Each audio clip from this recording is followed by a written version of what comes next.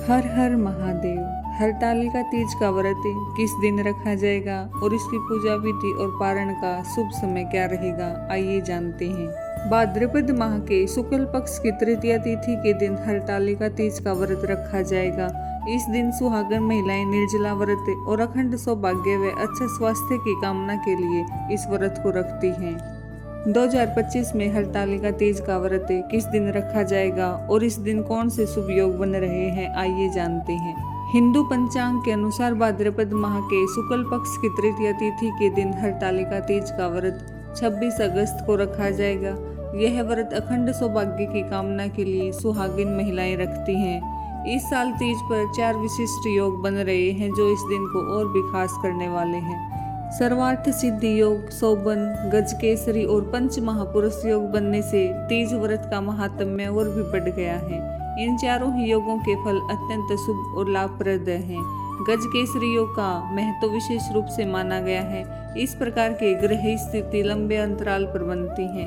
भाद्रपद शुक्ल पक्ष की तृतीया तिथि 25 अगस्त की दोपहर 12:34 पर शुरू होगी और 26 अगस्त की दोपहर 1:54 तक रहेगी। उदया तिथि के अनुसार हरतालिका तीज का व्रत 26 अगस्त को रखा जाएगा।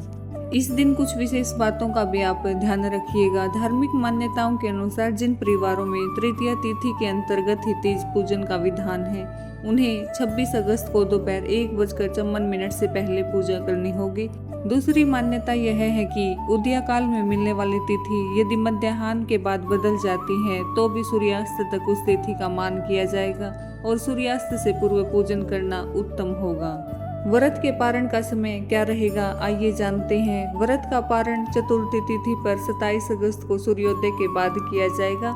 माता पार्वती और भगवान शिव को प्रसन्न करने के लिए इस दिन किस प्रकार पूजा अर्चना करनी चाहिए जिससे भगवान शिव और माता पार्वती की विशेष कृपा आप पर हो।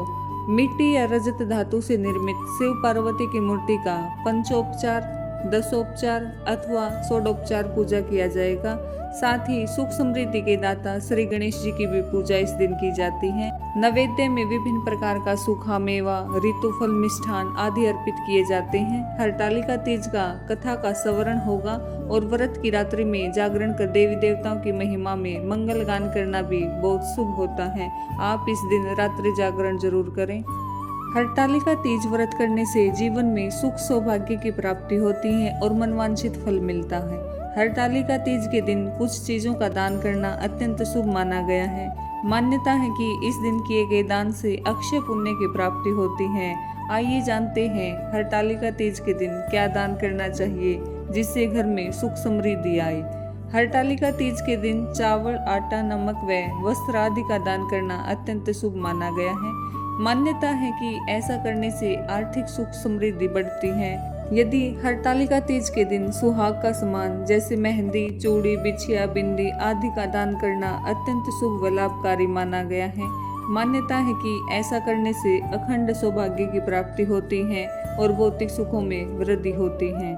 हरतालिका तीज के दिन आप अनाज, फल व धन का दान अत्यंत शुभ माना गया है। मान्यता है कि ऐसा करने से पति की आयु लंबी और वैवाहिक जीवन सुखद होता है।